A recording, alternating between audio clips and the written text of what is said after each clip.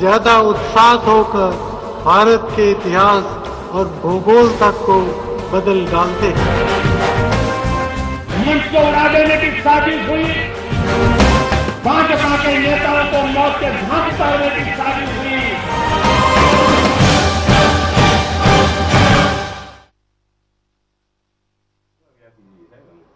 નમસ્કાર, હું છું રોનક પટેલ. સંદેશ ન્યૂઝની મહાચર્ચામાં આપનું સ્વાગત કરું છું.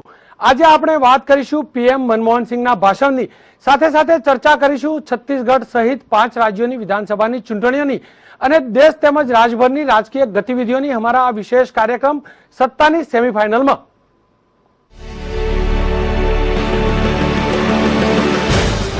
तो बीजेपी के नेता ज्यादा उत्साह होकर भारत के इतिहास और भूगोल तक को बदल डालते हैं। मंच को उड़ा देने की साजिश हुई, भाजपा के नेताओं को मौत के घाट उतारने की साजिश हुई।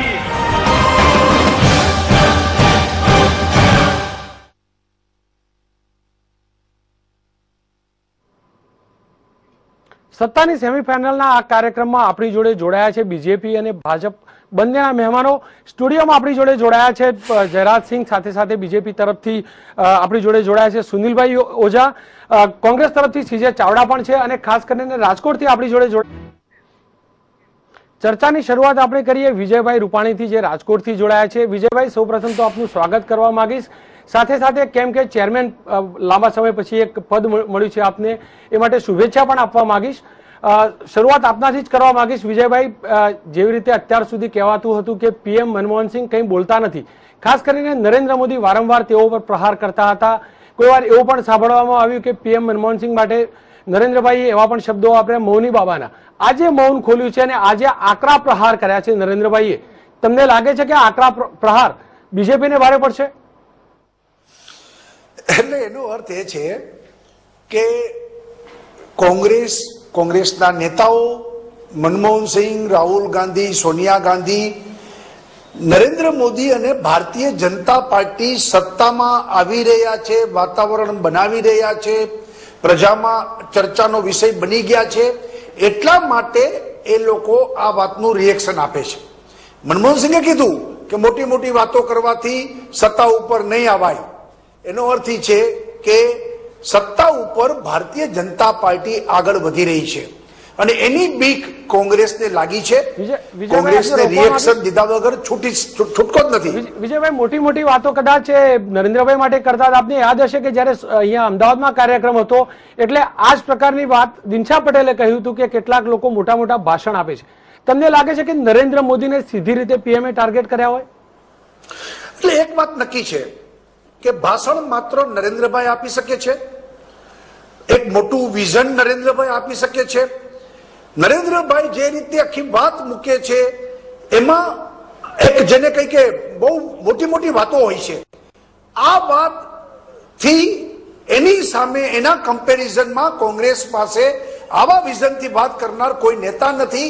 એટલા માટે હવે કોંગ્રેસની વ્યૂ એવો છે કે મોટી મોટી વાતોથી સત્તા ઉપર નહીં આવાય. વિજયભાઈ, કોંગ્રેસનો જ મત જાણી લઈએ. આપણી જોડે જયરાજભાઈ જોડાયેલા છે.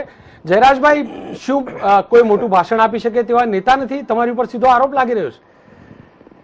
વડાપ્રધાન જયારે ભાષણ કરતા હોય ત્યારે રોનકભાઈ, સ્વાભાવિક રીતે વડાપ્રધાનની કક્ષાનું ભાષણ હોવું જોઈએ. એવું નહીં કે મુંબઈના નુક્કડમાં કે સડક છાપ ભાષણ એવું ના હોઈ શકે. વડાપ્રધાનની કક્ષાને શોભે તેવું ભાષણ હોવું જોઈએ. વિજયભાઈ, બહુ તમે પોતે જ કહો છો બહુ મોટી મોટી વાતો એટલે મોટી મોટી એટલે મોટા મોટા ગપગોળા ફેંકવામાં આવે છે, ફેંક કરવામાં આવે છે.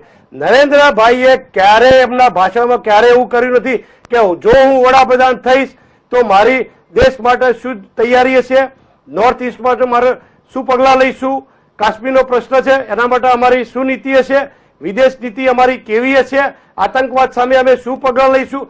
આવી રાષ્ટ્રના નેતાઓને કે વડાપ્રધાનને શોભે એવી ભાષણ એમને ક્યારેય કર્યું નથી. માત્ર ગાંધી પરિવાર અને કોંગ્રેસને ગાળો દેવા સિવાય એમના ભાષણમાં ક્યાંય હોતું નથી. સુનિલભાઈ, કેમ વડાપ્રધાનને શોભે તેવું ભાષણ કર્યું છે? વડાપ્રધાનને તો બીજા કેટલાય કામો છે કે આમાં કોઈનું નામ દેવાની જરૂર નથી. વડાપ્રધાનના કેટલાય કામો. સુનિલભાઈ, કેમ આવું, કેમ આ પ્રકારના ગંભીર આરોપ? ગંભીર આરોપ નથી. માનો કે મનમોહન સિંહ એક અર્થશાસ્ત્રી તરીકે વખણાયા છે, અગાઉ નાણામંત્રી હતા, 10 વર્ષથી વડાપ્રધાન છે. એમના ભાષણમાં આટલી નીચી વાત હોઈ શકે કે મોટા મોટા મંચ અને મોટી મોટી વાતોથી સત્તા હાંસલ નથી થતી? એ કોઈ વાત થઈ? એમણે કહેવું જોઈએ કે અહીંયા 365 દિવસ ગુજરાતની અંદર ગામે ગામ જ્યોતિગ્રામ યોજના બનીને 24 કલાક વીજળી આપી છે. એનો જવાબ એમની પાસે હોવો જોઈએ. પીડીએસ સિસ્ટમ છત્તીસગઢનો દાખલો લઈને એમણે આખા હિન્દુસ્તાનમાં કરવી પડી, પબ્લિક ડિસ્ટ્રીબ્યુશન સિસ્ટમ. તો ભારતીય જનતા પાર્ટી અને એના નેતાઓનું અમારા વિજયભાઈ કહે છે એમ જે વિઝન છે, એ વિઝન ક્યાં? વડાપ્રધાનની કક્ષાનું ભાષણ છે કે ભાઈ મોટી વાતો અને મોટા મંચોની સંખ્યા કે મંચોના હિસાબ કરવા બેઠા છે. જયરાજભાઈ, વિઝનની વાત આવી, શું નથી કોંગ્રેસના કોઈ નેતા જોડે આ પ્રકારનું વિઝન? આ તો કુંડુ કથરોટ ને હશે એવી વાત કરે છે મારા મિત્ર સુનિલભાઈ, એટલા માટે કે અગાઉ તમે જેટલા રોજ નરેન્દ્રભાઈ જે રીતે ટીવીમાં બૂમ ભરાડા પાડતા હોય છે, એમાં એમના મોઢામાંથી શું ફૂલ ઝરે છે, એમના મોઢામાંથી મોતી ઝરતા હોય છે, એ ગાળો દેવાય સિવાય કરતા નથી. મનમોહનસિંહજી તો આ બીજી ટર્મ છે, એમના 10 વર્ષ પૂરા થવા આવ્યા. એમને ક્યારે હર હંમેશ એમને જયારે વાત કરી છે ત્યારે દેશની બાબતમાં વાત કરી છે, દેશની નીતિની બાબતમાં વાત કરી છે. અને આટલો નિખાલસ માણસ વડાપ્રધાન તરીકે જયારે વાત કર્યો ત્યારે સ્વીકારે છે પોતાની જાતે. હંમેશા તમે જયારે રાજ્ય સત્તામાં બેઠા હોય ત્યારે કેટલાક લૂપ હોલ્સ પણ હોવાના, તથા લૂપ હોલ્સની હર હંમેશ વડાપ્રધાને વાત કરી છે કે અમે આમાં કોશિશ કરીએ છીએ, આમાં અમે કદાચ થોડા ઉણા ઉતર્યા હોઈશું, પણ એમને એ જ રીતે ફરીથી રિટેન કરવા માટે કોશિશ કરી રહ્યા છે. આવી ઉચ્ચ કક્ષાના વાતો, ઉચ્ચ કક્ષાના જે સ્તર જાળવી શકે એવી વાત મનમોહનસિંહજી હર હંમેશ કહી છે. તમે તો એમને ગાળો દીધી હતી 2004ની ચૂંટણી પહેલા. તમે મનમોહનસિંહ કયા હતા એ બોલતા નથી એવું કહ્યું હતું, નબળા વડાપ્રધાન છે એવું કહ્યું હતું, અને પ્રજાએ તમને વાળી જોડીને ફરીથી ઘર બેસાડી દીધા હતા 2009માં. આજ મનમોહનસિંહને તમે ગાળો દીધી હતી, પ્રજાએ તમને ધોકા દીધા હતા. તમારે એ સમજવું જોઈએ. મુખ્યમંત્રી જે રીતે વડાપ્રધાન તરીકે ભાષણનું શું લેવલ છે વિજયભાઈ?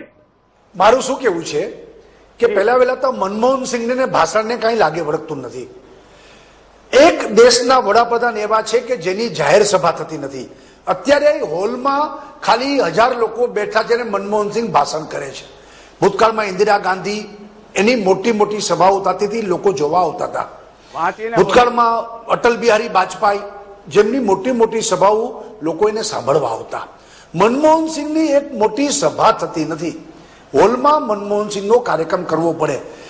વિધાનસભાની ગુજરાતની ચૂંટણીમાં પણ મનમોહનસિંહ આવ્યા, એક કઈ મોટી જંગી સભા નથી થઈ. માત્ર ને માત્ર રાહુલ ગાંધીની 3 સભા અને સોનિયા ગાંધીની 3 સભા મનમોહનસિંહના હોલમાં જ કાર્યક્રમ થયા. મનમોહનસિંહના ભાષણનું કોઈ વેલ્યુ જ નથી, એના ભાષણની કઈ વાત જ નથી. અને સુનિલભાઈએ કીધું એમ એમને વાત કરવી જોતી હતી કે દેશમાં અમે આટલું આટલું કર્યું છે, એને હિસાબ આપવાનો છે. હવે દિલ્હીમાં 9 વર્ષથી આ વડાપ્રધાન છે, હિસાબ આપે લોકોને કે એને શું કર્યું છે. ભાવ ઘટ્યા, કોલસાના કૌભાંડનું શું થયું છે, કોલસાની પીએમ કાર્યાલયમાંથી વહી જાય છે, એનું વિજયભાઈ હાજી આપ જે વાત કરો છો, મનમોહનસિંહજી તો મોટા અર્થશાસ્ત્રી છે અને આ દેશમાં પ્રથમવાર એવો કિસ્સો હશે, પ્રથમ એવો કિસ્સો હશે. તમે વિચાર કરો કે ખાલી ફેક નહીં કરે, તમારા મુખ્યમંત્રી જે રીતે જાહેર સભાઓમાં ફેંકાફેક કરે છે કોઈ નીતિ વગર, એની વાત કરીશું તો તમે સાંભળી નહીં શકો એટલા ગપ્પા મારે છે તમારા મુખ્યમંત્રી જે મનમોહનસિંહ એક સારા તમે તમારા હમણાં છત્તીસગઢમાં મને સાંભળો, આપને મેં સાંભળ્યા છે શાંતિથી વિજયભાઈ. એમને અર્થશાસ્ત્રી કેવી રીતે કયો છો? ભાવ સાંભળવા પડશે. અરે જીડીપી ઘટી ગયો છે, આપણો ડોલર વધી ગયો છે, આ અર્થશાસ્ત્રી એટલે તમે તમારી વખતે એનડીએ વખતે તમે શું કર્યું હતું? તમારા મુખ્યમંત્રી આવે અર્થશાસ્ત્રીનો જવાબ વિજયભાઈ, અર્થશાસ્ત્રી તરીકે સફળ અર્થશાસ્ત્રી તરીકે એમને રાજ કર્યું. વિજયભાઈ કઈ રીતે અર્થશાસ્ત્રી ગણવાના આપણે એને? ભારતની પ્રજાને ભ્રમ હતો. જયરાજભાઈને પણ સાંભળી લઈએ આપણે. તમે બોલ્યા હોય મેં સાંભળ્યા હોય, મને સાંભળો બરાબર. કયો તમારા મુખ્યમંત્રી શ્રી આવે એટલે સેન્સેક્સ 50,000 લઈ જવાના છે એવું માનો છો તમે? ડોલરનો ભાવ 40 રૂપિયા કે 30 રૂપિયા થઈ જવાનો છે? શું એવી જાદુની છડી લઈને આવવાના છે તમારા મુખ્યમંત્રી? તો દેશની ગુજરાતી જનતાને શું ખોટું પીસી રહ્યા છો તમે? તમે શું દુખાવા ફેલાવો છો? તમે આતંકવાદની વિરુદ્ધની વાત કરવા માંડો છો. પછીની તમારા વાત છે. મુખ્યમંત્રીના તમે જવાબ આપો. તમારા મુખ્યમંત્રીના નિવાસસ્થાનની 50 મીટર અંતરે બોમ્બ ધડાકા કરી ગયા હતા જયરાજભાઈ, સુનિલભાઈ અને 24 કલાકે તમારા ઘરમાંથી બહાર નીકળ્યા હતા. જયરાજભાઈ, સુનિલભાઈ જોડે જવાબ લઈ લઈએ. નેશનલ સિક્યોરિટી ગાર્ડ જ્યારે સુનિલભાઈ, પેકેજ કરી દીધું, ઝીરો એર કરી દીધું, ત્યારે તમે બહાર નીકળી શકતા. ફેંકાફેંક શું કરો છો? ખાલી દેશની જનતાને ખોટી છત્તીસગઢમાં તમારા કોંગ્રેસની જૂથબંધીને કારણે આતંક નક્સલવાદીઓ હુમલો કરી ગયા. તમારા ઘર અક્ષરધામ પર હુમલો કર્યો તમારા મુખ્યમંત્રીના ઘરની સામે.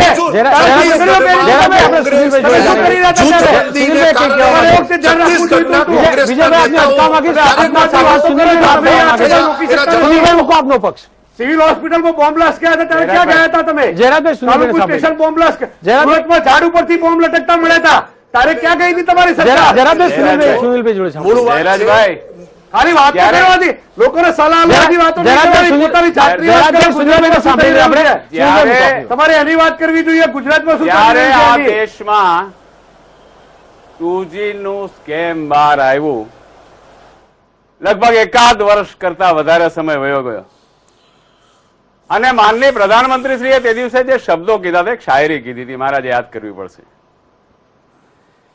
એમણે એવું કીધું હતું, એમણે જયારે કીધું, બધાએ કીધું તમે બોલતા કેમ નથી, ત્યારે એમણે જે જવાબ આપ્યો હતો, હજારો જવાબો સે अच्छी मेरी खामोशी, मनमोहन બોલ્યા છે, ન જાને कितने सवालों की आबरू रखे. કોંગ્રેસ સામે કોંગ્રેસના દિગ્ગજોએ જે ભંડોળ ભેગું કર્યું, જેના કારણે 2G સ્કેમ થી શરૂઆત કરી અને છેલ્લે તો કોલગેટ પોતાના પગ સુધી આવ્યું. સુનિલભાઈ, આપને અને રોકવા માંગે. ત્યારે રોનકભાઈ મને કહેવા દો કે ત્યારે જયારે મોંઘવારી વધી ત્યારે મનમોહનસિંહ એવું કે છે હર્ષશાસ્ત્રી કે રૂપિયા ઝાડ ઉપર ઉગતા નથી. વિજય, આ દેશનું રાજ કરવાની કોઈ પદ્ધતિ છે, સુનિલભાઈ, સિસ્ટમ છે. આપની વાત ચોક્કસ છે. કોલ ગોટાળો ચર્ચામાં આવ્યો, પરંતુ જો આપણે CAG ના રિપોર્ટની જ વાત કરીએ તો છત્તીસગઢના જે છેલ્લા રિપોર્ટ આવ્યા છે, જે છેલ્લી 2 ટર્મથી બીજેપીની સરકાર છે, એ પણ કોઈ ખાસ બીજેપીની ફેવરમાં નથી, એમાં પણ આરોપ લાગે છે. બીજેપીની ફેવરમાં નહીં, બિલકુલ વિરુદ્ધમાં છે. અને સૌથી વધુ ભ્રષ્ટાચાર રિપોર્ટમાં સૌથી વધુ ભ્રષ્ટાચાર. વિજયભાઈ જોડે જવાબ લઈએ. વિજયભાઈ વાત કરે છે. અરે એમના ભારતીય જનતા પાર્ટીના ઓલ ઇન્ડિયાના પ્રમુખ લાખ રૂપિયા લેતા કેમેરાની સામે ઝડપાયા હતા. શરમ આવી જોઈએ. એમના એક સાંસદ બીજાની પત્નીને પોતાની પત્ની બતાવી અને એરપોર્ટ પરથી પકડાયા હતા. વિજયભાઈ, તમારા સાંસદ શરમ આવી જોઈએ. શરમ. તમે શું વાત કરો છો? વર્ષની સજા કોર્ટે કરી છે. તમારા યેદુરપ્પા તમે આ કાઢી મૂક્યા હતા. યેદુરપ્પાને મુખ્યમંત્રી તમે યાર તમે આટલા કૌભાંડો, અડધી તમારી મંત્રી મંડળો અડધા જેલમાં છે, તિહાર જેલમાં. આવી અરે ગૃહમંત્રી આ રાજ્યનો ગૃહમંત્રી વોન્ટેડ હોય, કમિશનર હોય, આવા કિસ્સાઓ આખા દેશમાં દુનિયામાં ક્યાંય બન્યા નથી. અને એક ગૃહમંત્રીની હત્યા થઈ જાય એના માટે કોઈ જવાબ નથી. બીજા ગૃહમંત્રીને તમારે તડીમાર થવું પડે, એના કોઈ કારણો નથી. આખા રાજ્યના 32 પોલીસ અધિકારીઓ જેલમાં છે અને લાભાર્થીઓ બધા જેલમાં છે. મહેમાન લાભાર્થીઓ. વિજયભાઈ, આ બંનેને રોકવા માંગીશ. પોલીસ અધિકારીઓ જેલમાં છે. આ બંનેને રોકવા માંગીશ. પહેલા લઈશું બ્રેક પછી ચોક્કસથી તમામ મુદ્દે આપણે ચર્ચા કરીશું. સાથે સાથે છત્તીસગઢ અને બાકીના રાજ્યોના જે વિધાનસભાની ચૂંટણીઓ થઈ રહી છે તેની પણ ચર્ચા કરીશું.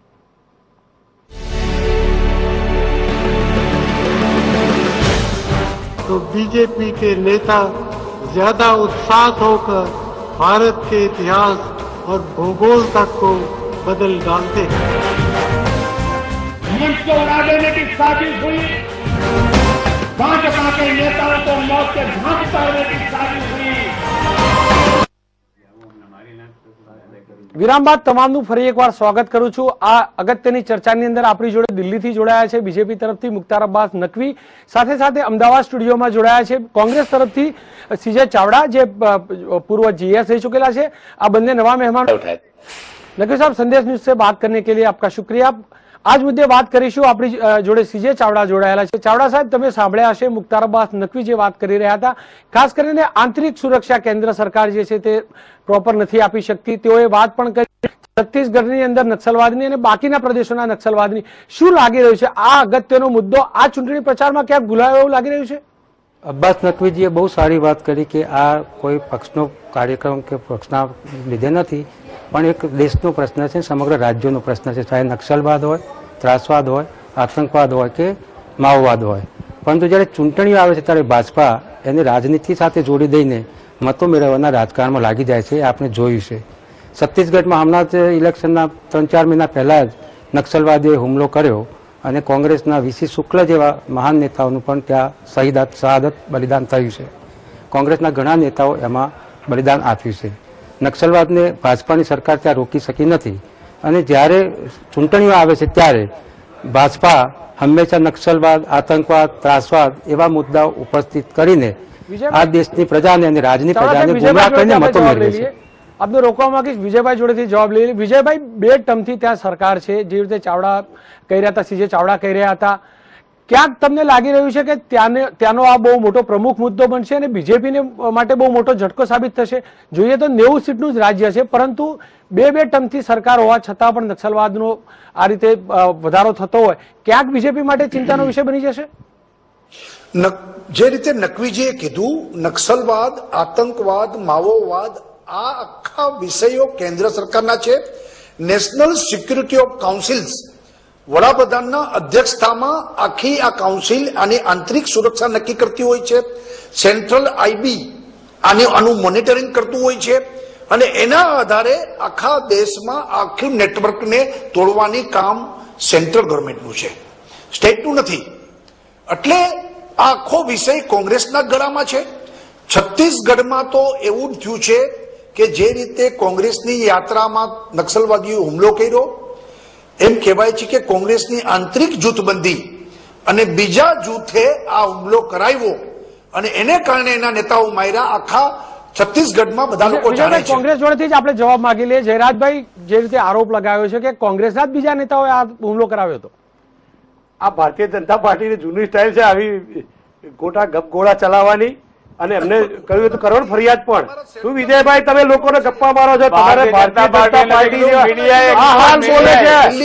ટીવીના સ્ક્રીન પરથી બોલો છો, તમને બોલતો વિચાર કરવો જોઈએ. આવું ન કહી શકાય. અક્ષરધામ પર હુમલો થયો હતો કે બીજો હુમલા થયા હતા ત્યારે એવું નથી કહ્યું કોંગ્રેસે કે આ ભારતીય જનતા પાર્ટીએ કરાવ્યા. આવું આપણે એક વિજયભાઈ જવાબદાર આગેવાન તરીકે આવું ન બોલાય. તમે વિચાર તો કરો, તમારી સરકારની નિષ્ફળતાઓ છે. 10 વર્ષથી છત્તીસગઢમાં ડોક્ટર રમણસિંહની સરકાર છે, ભારતીય જનતા પાર્ટીની છે. મતલબ નથી. તમે સાંભળો મને પેલા મને સાંભળો, મેં તમને સાંભળ્યા છે એટલે પેલા મને સાંભળો, મારી વાત પૂરી સાંભળો પેલા. બોલો બોલો બોલો બોલો. હા, આપ બોલતા હોય ત્યારે હું સાંભળું જ છું શાંતિથી. જયરાજભાઈ, આપણે શાલીનતા રાખીએ. શાલી એટલા માટે કે મારી વાત જ સાંભળતા નથી. હું આપને કહું છું કે આ સરકાર કોની છે? ભારતીય જનતા પાર્ટીની. મુખ્યમંત્રી કોના છે? ભારતીય જનતા પાર્ટીના. તો પ્રથમ તો સ્થાનિક સ્તરે આંતરિક સુરક્ષા એકલા કેન્દ્ર સરકારનો વિષય નથી, રાજ્ય સરકારની પણ એટલી જ જવાબદારી થાય. અને તમારા ત્યાં તાલુકામાં કે જિલ્લામાં શું ચાલે છે એ રાજ્ય સરકારે પહેલા ધ્યાન રાખવી જોઈએ. એટલા માટે કે જ્યારે પણ તમારા લોકોએ આ તમારી કમજોરી છે ભારતીય જનતા પાર્ટીની. તમે જુઓ 1989 ની અંદર જયારે રામ સેવકો અયોધ્યા જતા હતા ઈટો લઈને, તારે પણ પૂરેપૂરી કોંગ્રેસ સરકારે નહીં. મારા વચ્ચે રોનકભાઈ મારી વાત પૂરી કરવા દેજો. આપણે ચર્ચા કરીશું. રોકવા માંગીશ ને મારી વાત મારી પૂરી જ કરવી પડશે એટલા માટે કે મારે એમનો જવાબ આપવો છે કે 1989 માં રામ સેવકો જયારે જતા હતા ત્યારે કોંગ્રેસની સરકારે એમને પૂરેપૂરી સુરક્ષા આપી હતી. કોઈનો વાળ પણ વાંકો થયો નહોતો. અને જયારે ગોધરાકાંડ થયો, તમે જુઓ ગોધરામાં ડબ્બો સળગાવ્યો, તારે પણ જવાબદારી રાજ્ય સરકારની ત્યાં સાચવવાની થતી હતી. એમાં તમે નિષ્ફળ ગયા હતા. તમે તમારા માણસોને સાચવી નહીં શક્યા. આવડી મોટી દુર્ઘટના થઈ હતી રાજ્ય સરકારના કારણે જ થઈ હતી. તમારા વાત બહુ સમજી ચાલવું જોઈએ. અરે પણ કહું છું, તમે એક તરફથી કહો છો સિક્યુરિટી આપી હતી, તો ગોધરાનો ડબ્બો સળગો કેમ? એ તમારી જવાબદારી થાય છે. હું એ જ પૂછું છું આપને. અમારી જવાબદારી. આપને પૂછું છું, રાજ્ય સરકાર સિક્યુરિટી આપી હતી 1989 માં જયારે અયોધ્યા ગયા હતા આ જ કાર સેવકો, ત્યારે કોંગ્રેસ સરકારે એમને સંપૂર્ણ રક્ષણ આપ્યું હતું અને હેમ પરત આવ્યા હતા. આપણી ચર્ચાનો પ્રમુખ તમારી સાથે બીજી વખતે કેમ તમે સુરક્ષા ના આપી શક્યા? મુદ્દો અને 58 જવાબદારી થાય છે. આપને રોકવા માંગીશ બેદરકારી. જયરાજભાઈ, આપને પૂરો સમય આપને રોકવા માંગીશ. સુનિલભાઈ જોડે વાત કરીએ. સુનિલભાઈ, આપની જોડે આવવા માંગીશ. હું એટલે જ કહું છું કે પહેલા હું આ વાત કરી લઉં કે હમણાં કેન્દ્રીય તપાસ એજન્સીએ જાહેર કર્યું છે કે પટણાના વિસ્ફોટો એની પાછળ ઇન્ડિયન મુજાહિદીનનો હાથ છે. લશ્કરે તોયબા અને ઇન્ડિયન મુજાહિદીન એ બહારથી આ દેશમાં અંદર આવીને ચાવડા સાહેબ જોડે જવાબ લઈ લઈએ. આજ મુદ્દે ચાવડા એટલે જ કહેવું પડે કે ભારતીય જનતા પાર્ટીના નેતાઓને પહોંચી નથી શકાતું એટલે એલિમિનેટ કરવાની યોજના બનાવે. ચાવડા સાહેબ શું લાગી રહ્યું છે? આટલા ગંભીર આરોપ લાગી રહ્યા છે કોંગ્રેસના નેતાઓ પર, કોંગ્રેસના શાસન ઉપર. કોઈ નસકોરીએ હવે ચાવડા સાહેબ જોડે વાત કરી લઈએ. આતંકવાદીઓ તેમનો ટાઈમ નથી. જયરાજભાઈ, આપના સાથી ચાવડા સાહેબ જોડે જવાબ લઈ લઈએ. રાષ્ટ્રની સામે લડ્યા હોય એમનો આતંકવાદી હુમલો થાય. આ લોકો જયરાજભાઈ સિંહે ચાવડા સાહેબ જોડાયા છે, તેમની જોડે વાત કરી લઈએ. કે આઈએસઆઈ દ્વારા હુમલો થયો હોય કે પાકિસ્તાનની ત્રાસવાદીઓ દ્વારા હુમલો થયો હોય, યુપીએની સરકાર અને ભારતની કોંગ્રેસની સરકારે હંમેશા પગલાં લીધા છે. જ્યારે જ્યારે જરૂર જણાય અને જે લોકો ગુનેગાર જણાય એને ફાંસીઓ પણ અપાઈ છે. પણ એનડીએની સરકારમાં જ્યારે જસવંતસિંહ વિદેશ મંત્રી હતા ત્યારે એમને જનરલ મસૂદને વિદેશ મંત્રી, 100 કરોડ જનતાનો માલિક, ભારત સરકારને નીચા પણ જોવા પડે એ રીતે છે કાબુલ જઈને મૂકી આવ્યા હતા. એ આપણે કેમ ભૂલી જઈએ? એટલે હવે તો અમારી રીતે જ્યારે જ્યારે સરકાર સત્તામાં હોય છે ત્યારે જરૂરી પગલાં લીધા છે અને અમે કોઈને છોડવા માંગતા નથી અને કોઈને છોડીશું પણ નહીં. પણ જ્યારે ચૂંટણીઓ આવે છે ત્યારે ભારતીય જનતા પક્ષ. વિજયભાઈ જોડે વાત કરીએ. વિજયભાઈ, કંધાર કાંડ સતત પીછો કરી રહ્યું છે. કંધાર વખતે જે થયું એનો તો જવાબ આપો. 900 કરોડ રૂપિયા આપણે એની વાત કરો. જયરાજભાઈ, આપણે વિજયભાઈ જોડે જવાબ લઈ લઈએ. પહેલા તો કંધારમાં કોઈ રૂપિયા આપ્યા નથી, સાવ જૂઠી વાતું છે. માત્ર ને માત્ર આપણા ભારતના જે 200-250 ઉતારુઓના જાન ખતરામાં ન જાય એટલા માટે 2 આતંકવાદીઓને છોડ્યા. એ કમનસીબી ઘટના હતી આપણા માટે, જેને કે આ દેશના આખા દેશ માટે આ વાત એક જેને કહીને પીડાજનક હતી. અને એ વખતે સિચ્યુએશન હતો એના આધારે નિર્ણય કર્યો. તો કોંગ્રેસે આ જ વસ્તુ કાશ્મીરમાં મુફ્તી મોહમ્મદની સૈયદની દીકરી એને છોડાવવા માટે આતંકવાદી નહોતા છોડ્યા અને બિરયાનીઓ ખવડાવી હતી. એનો જવાબ ખ્યાલ છે ખરો? અત્યારે કંધારની વાત કરો છો. ઇતિહાસ કોંગ્રેસ નહોતી. તમે ભાગીદાર હતા. ચર્ચા કરીશું હમણાં. વિજયભાઈ, આપે પીએમ અને સીએમ બંનેને સાંભળ્યા હશે. ઠંડીનો માહોલ છે, પરંતુ રાજનૈતિક ગરમી જબરજસ્ત પકડાઈ ચૂકી છે. 5 રાજ્યોની વિધાનસભાની ચૂંટણી થવાની છે. પાર્લામેન્ટની ચૂંટણીનો તો ઘણી વાર છે, પરંતુ જે રીતે આરોપ પ્રતિ આરોપની રાજનીતિ રમાઈ રહી છે, તમને શું લાગે છે કોને ફળશે? 5 રાજ્યોમાંથી શું ગણતરી તમારી? મને એવું લાગે છે કે આ વખતની જે 5 રાજ્યોની ચૂંટણી છે એમાં દિલ્હી, રાજસ્થાન અને નોર્થ ઇસ્ટ ફ્રન્ટનું જે રાજ્ય છે, આ 3 રાજ્યો કોંગ્રેસના છે, 2 રાજ્યો બીજેપીના છે, છત્તીસગઢ અને મધ્યપ્રદેશ. છત્તીસગઢ અને મધ્યપ્રદેશની ખૂબ સારી અમારી સરકારો ચાલે છે, તે પણ હેટ્રિક કરશે. સાથે સાથે અત્યારે દેશમાં મોંઘવારી, ભ્રષ્ટાચાર, જે રીતે ડુંગળીના ભાવ, બટેટાના ભાવ, ટમેટાના ભાવ, આ બધા જે ભાવ વધારો, ડોલર વધી ગયો છે, ડીઝલના દર મહિને રૂપિયો ભાવ વધે છે, આ બધું જોતા અત્યારે સ્થિતિ કોંગ્રેસની ખરાબ છે. અને એક દેશમાં પરિવર્તનની આખી લહેર જે દેખાઈ રહી છે, એટલે હું માનું છું 5 રાજ્યોમાં ભારતીય જનતા પાર્ટીની સરકારો બનશે એવું દેખાય છે. દાવો કરી રહ્યા છે સુપડા સાફ થઈ જશે તેવો તેમનો સ્પષ્ટ દાવો છે. શું લાગે છે? તમે તો પહેલેથી આકલન કરતા રહ્યા છો. મને યાદ છે કે માણસાની સીટનું પણ તમારું આકલન સાચું પડ્યું હતું. તમારું શું આકલન કહે છે? બાકીના 2 રાજ્યો જે છે, ખાસ કરીને રાજસ્થાન તમારું અને દિલ્હી, શું સાચવી શકાશે અને શું વધારાનું કોઈ રાજ્ય આવી શકશે કોંગ્રેસ જોડે? વિજયભાઈ બહુ લાગણીથી વાતો કરે છે, પરંતુ વાસ્તવિકતા કંઈક અલગ જ છે. વાસ્તવમાં જે વાતો ભ્રષ્ટાચારની મૂકી તો મધ્યપ્રદેશમાં કેટલો ભ્રષ્ટાચાર થયો. 7-8 મિનિસ્ટરના ઘરે દરોડા પડતા હોય, લોકાયુક્ત દરોડા પડાવે, એમના ત્યાંથી રોકડ રકમ મળતી હોય અને પોલીસ કેસ થતા હોય. એ ભ્રષ્ટાચારની વાત કયા મોઢે કરી શકે? છત્તીસગઢમાં નક્સલવાદ આટલો ફૂલ્યો હોય, શિક્ષણ ઘટ્યું હોય, બેકારી વધી હોય, લોકો રોજગારી માટે રખડતા હોય અને મોંઘવારી, દિલ્હીમાં ડુંગળીના ભાવ વધે તો શીલા દીક્ષિત જવાબદાર અને મધ્યપ્રદેશમાં વધે જવાબદાર કોણ? દિલ્હીમાં વધે તો શીલા દીક્ષિત જવાબદાર અને છત્તીસગઢમાં વધે તો કોણ જવાબદાર? દિલ્હીમાં વધે તો શીલા દીક્ષિત જવાબદાર અને ગુજરાતમાં 80 રૂપિયા ટામેટા થાય જવાબદાર કોણ? એ કોંગ્રેસ. આમને 2 મોઢાની વાતો છે, કોઈ વાત સ્વીકારતા નથી. હું સ્પષ્ટપણે કહું છું કે આ વખતે એમની જે ધારણાઓ છે એ ખોટા પડવાના છે અને દિલ્હીમાં અને રાજસ્થાનમાં કોંગ્રેસની સરકાર બનવાની છે અને છત્તીસગઢમાં પણ નીક ટુ નીક ચાલીએ છીએ અને મધ્યપ્રદેશમાં પણ અમે એમને ઓવરટેક કરવાની તૈયારીમાં છીએ. કોંગ્રેસની જે હારમાળા છે કૌભાંડોની, એ આદર્શ હાઉસિંગ કૌભાંડ થી શરૂ થઈ અને યેદુરપ્પા કોલગેટ સુધી કર્ણાટકના છે કે યેદુરપ્પા સુધી જવાનું છે? યેદુરપ્પાથી માંડીને મોદીરપ્પા સુધી. 1 લાખ એટલે યેદુરપ્પા સુધી જવાનું છે સાહેબ.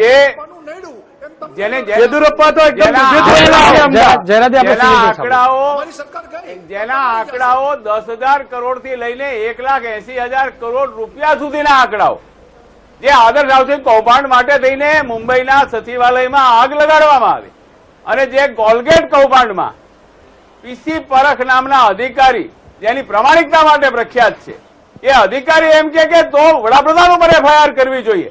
આ દેશની આવી પહેલી શરમજનક ઘટના છે કે જેમાં વડાપ્રધાન ઉપર આક્ષેપ થાય અને વડાપ્રધાનને શિખંડની જેમ આગળ રાખી અને પાછળથી જે રીતે વંશ પરંપરાગત લોકો એ શાસન કરે છે, એ ભ્રષ્ટાચાર કરે છે અને આ દેશ ઉપર મોંઘવારી અને ભ્રષ્ટાચારનો જે જુલમ વરસાવ્યો છે સવાલ જ નથી. આ દેશના 5 રાજ્યોમાં જયરાજભાઈ, જે પરિણામ આવી રહ્યું છે જયરાજભાઈ, 5 એ દેખાય છે ને, એટલે તો રાજ્યો ના પડે છે ભાઈ, એટલે તો ભાગે છે કોંગ્રેસ વાળા. જી જયરાજભાઈ, સુનિલભાઈ જે રીતે વાત કરે છે એ ભારતીય જનતા પાર્ટીના એમના સંસ્કારોનું પ્રદર્શન કરે છે. વડાપ્રધાન જેવી વ્યક્તિને શિખંડી ન કહી શકાય. વિજયભાઈ, તમને કઈ થતું નથી? આ તમારે ભારતીય જનતા પાર્ટીના સંસ્કારોનું પ્રદર્શન થાય છે. કેટલા નીચે સ્તર તમારું જતું રહ્યું છે એનું આ જાહેરમાં પ્રદર્શન કરે છે તમારા સભ્યશ્રી. એમને 2 શબ્દો કહો વડાપ્રધાન માટે. આવા શબ્દો ન વપરાય. વડાપ્રધાન તો વડાપ્રધાન જ હોય. વાજપેયીજી જયારે પણ હતા ત્યારે વાજપેયીજીને હર હંમેશ સન્માન જ આપ્યું છે. નહીંતર કેટલીય વાતો છે વાજપેયીજી માટે કે એ કરીએ તો તમને શરમ આવે. તમને શરમ આવશે. હું પછી મિસિસ કોલ ની વાત કરીશ, પછી મનાલી કેમ જતા હતા એની વાત કરીશ, પછી રંજન ભટ્ટાચાર્ય એ જમાઈ થતા હતા જમાઈ થતા હતા એવી વાત કરીશ. તો પછી તમે મારી ઉપર એવા આક્ષેપો કરશો વિજયભાઈ કે હું નિમ્ન સ્તરની વાતો કરું છું. કહો કે વડાપ્રધાન માટે સારી ભાષા વાપરે નહીં ચલાવી લેવામાં આવે. બિલકુલ જયરાજભાઈ, વિજયભાઈ, તમે સાંભળી નહીં શકો એવી વાતો અમે ચાલુ કરીશું અને પછી આ ટીવી બંધ કરવું પડશે. વડાપ્રધાન માટે જયરાજભાઈ, બોલો છો, અમે તમને કહી છીએ એમને કેવા શબ્દો વાપરે છે? અમે રાજકીય વાતો કરીએ છીએ, અમે ક્યારે વ્યક્તિગત હુમલા કરતા નથી. આ બધા લોકો રાજીવ ગાંધી બોફોર્સમાં ફસાઈ ગયા હતા. રાજકીય વાત કરો, અમને ક્યાંય વાંધો નહીં. શિખંડી શબ્દ કેવી રીતે વાપરી શકે છે? કાલે ને ક્યારે શબ્દો પાછા ખેંચવા પડશે. વાત કરે એવી ભાષાઓ ન વપરાય. ક્યારે રાજકીય આગેવાન તરીકે સારી વાત કરવી જોઈએ. શિખંડી જેવી વાત ના કરી શકાય. અમે ક્યારે મોદી સાહેબ માટે એવી વાત કરી છે? અમે વ્યક્તિગત વાત કરી જ નથી. અમે વ્યક્તિગત વાત કરવા ટેવાયા જ નથી. અમે ક્યારે તમારા મુખ્યમંત્રી તમારા કરી લીધી તમે વિજયભાઈ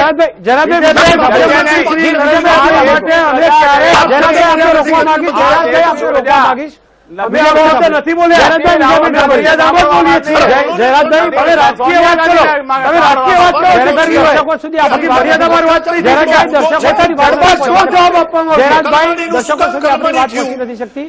નહીં, જવાબ ઝડપી તો અમે રાજકીય જવાબ આપીશું. વ્યક્તિગત તો પ્રહાર આજે તમે કરશો તો પણ અમે તો સંસ્કારોને વરેલા માણસો છીએ. કોલસાના કૌભાંડોની ફાઇલ કેમ ગુમ થઈ? પણ એની વાત કરો, રાજકીય વાત કરો. જયરાજભાઈ, આપણે વાત ઉપર આવીએ. વ્યક્તિગત વાત ચાલુ કરીશું. તમે અને એટલે તો જયરાજસિંહ નરેન્દ્રભાઈએ કીધું છે કે સોનિયા ગાંધી બીજી બધી વાતો કરવાને બદલે 2G, CWG,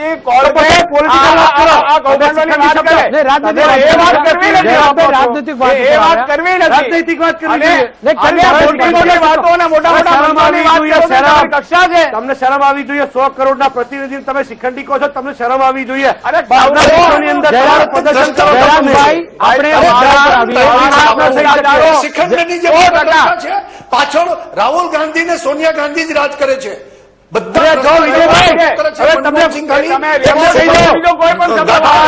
વિજયભાઈ, ગુજરાતની જનતા અહીંથી જોઈ રહી છે. છેલ્લા 22 વર્ષથી ગાંધી પરિવાર સત્તામાં નથી. છેલ્લા 22 વર્ષથી વિજયભાઈ વિજયભાઈ સાંભળીએ આપણે. સાંભળી નથી. જયરાજભાઈ, વિજયભાઈ સાંભળો પેલા. જી વિજયભાઈ બોલે છે. હું તો બોલવાનો છું. વચ્ચે કેમ બોલે છે? પેલા એમને બોલી લેવા દો. વિજયભાઈ, 22 વર્ષથી ગાંધી પરિવાર સત્તામાં નથી. 2 વાર બહુમતી આવી છે, સત્તાને લાત મારી છે. અમને દિવસે સપનો નથી આવતા વડાપ્રધાન થવાના. હવે જવાબ નથી આવતા દિવસે. એ થવાના નથી, એવા સપના અમને નથી આવતા. અરે જવાબદારી કાંઈ નહીં. 2004માં આખો દેશ કગરતો હતો કે વડાપ્રધાન થાવ. અરે સોનિયાજીએ વડાપ્રધાનની ખુરશીને તમે તો અડવાણીજી જેવા પોતાના સિનિયર ગુરુની છાતી ઉપર પગ દઈને તમે ચડી બેઠા છો. વડાપ્રધાન થવાની વાતો કરો છો.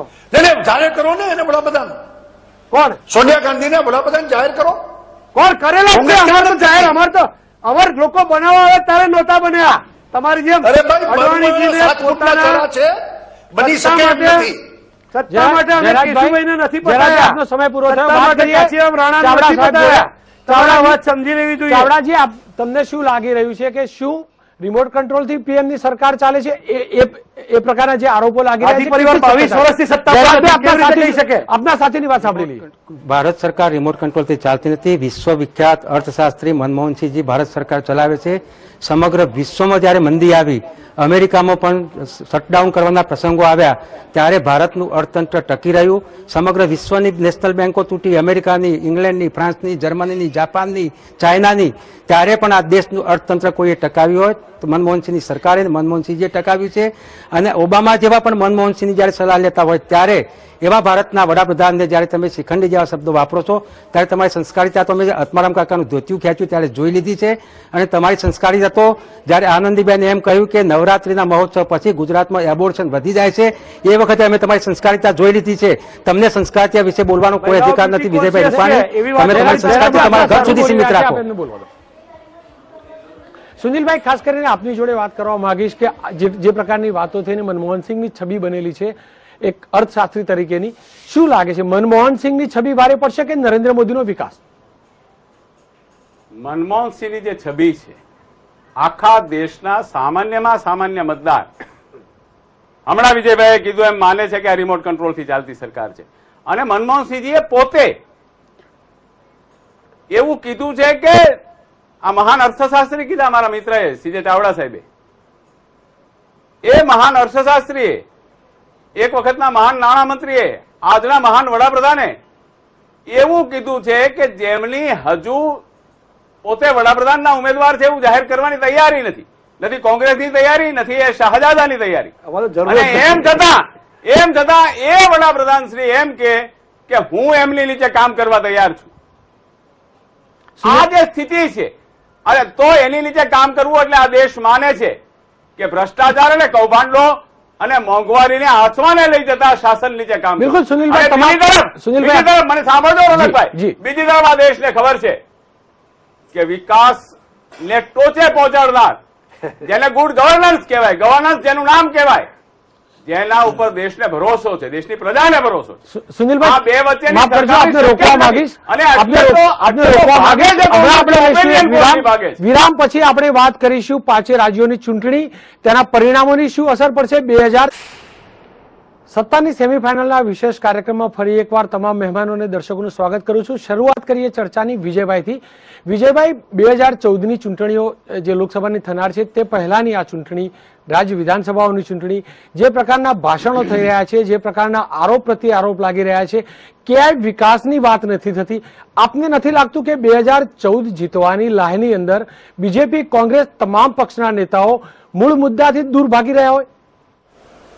નહીં, ભારતીય જનતા પાર્ટી સ્પષ્ટ માને છે કે હવે દિલ્હીની સરકાર છેલ્લા 5 વર્ષથી જે કંઈ કર્યું છે એનો હિસાબ પ્રજાને આપે. અમારે હિસાબ નથી આપવાનો. અમે ગુજરાતની પ્રજાને હિસાબ આપી દીધો. અમે સત્તા ઉપર હતા કે ભાઈ અમે આટલું કર્યું છે અને પ્રજા નક્કી કરે. એમ દિલ્હીની સરકાર એનો હિસાબ આપે. મોંઘવારીમાં શું કર્યું, ભ્રષ્ટાચારમાં શું કર્યું, આતંકવાદ માટેના કયા પગલા લીધા, દેશની અલગ અલગ સમસ્યા બાબતમાં એ પોતાની વાત પોઝિટિવલી કરે.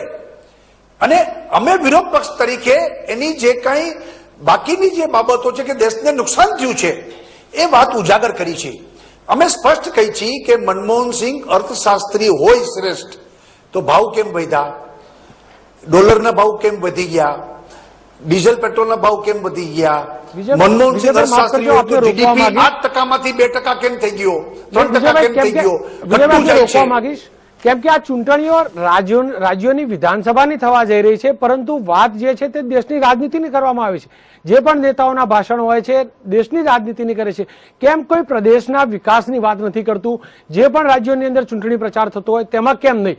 આજ મુદ્દે આપણે જયરાજભાઈ જોડે વાત કરીએ. જયરાજભાઈ, કેમ દેશના રાષ્ટ્રીય મુદ્દાઓને ઉછાળવામાં આવે છે, કેમ સ્થાનીય મુદ્દા, ખાસ કરીને છત્તીસગઢમાં જે રીતે નક્સલવાદની વાત હોય, દિલ્હીની વાત કરીએ તો મોંઘવારીની વાત હોય, ભ્રષ્ટાચારની વાત હોય, રાજસ્થાનના વિકાસની વાત હોય, એ કેમ નહીં? તો નરેન્દ્રભાઈએ છત્તીસગઢમાં જ્યારે ગયા ત્યારે એમની જ સરકાર હતી, ભારતીય જનતા પાર્ટીની સરકાર હતી.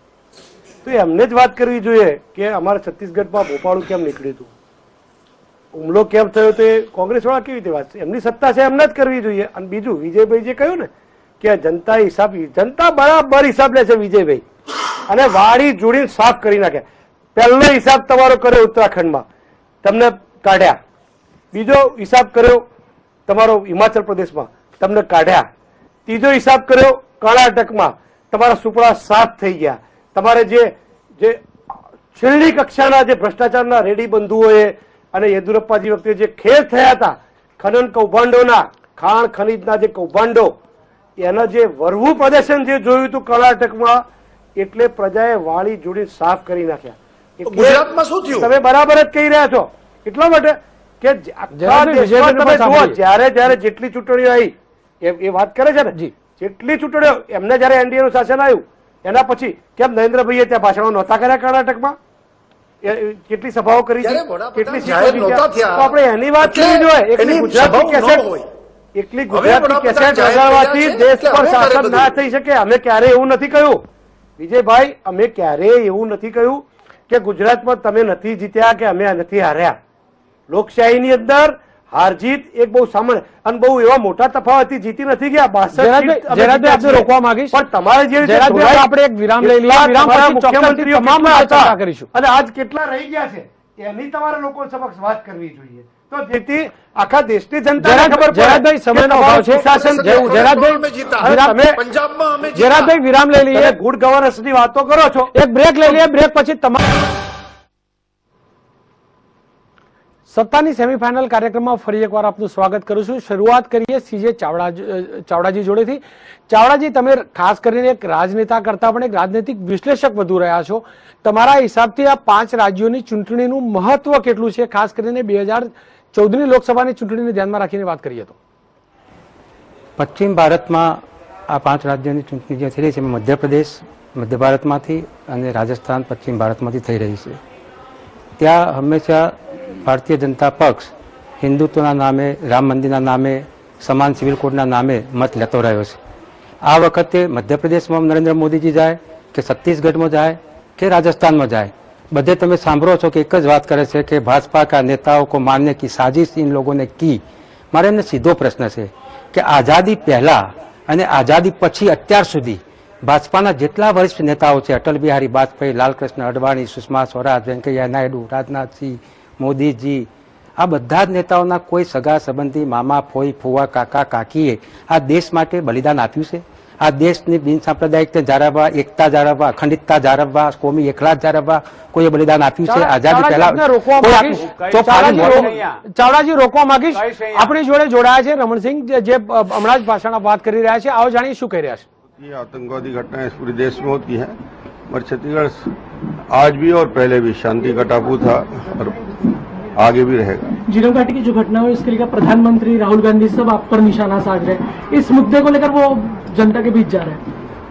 ऐसा है कि इस घटने को लेकर पहले भी देश के और छत्तीसगढ़ की जनता ने स्पष्ट हो गया है और एनआईए जांच कर रही है. ये तो स्पष्ट हो जाएगा देश के सामने कि झीरम घाटी घटना में का लाभ किसको मिलने वाला था. लाभ किसको मिलने वाला था नंद कुमार के ना रहने से? यदि वो मुख्यमंत्री का दावेदार था तो कौन था?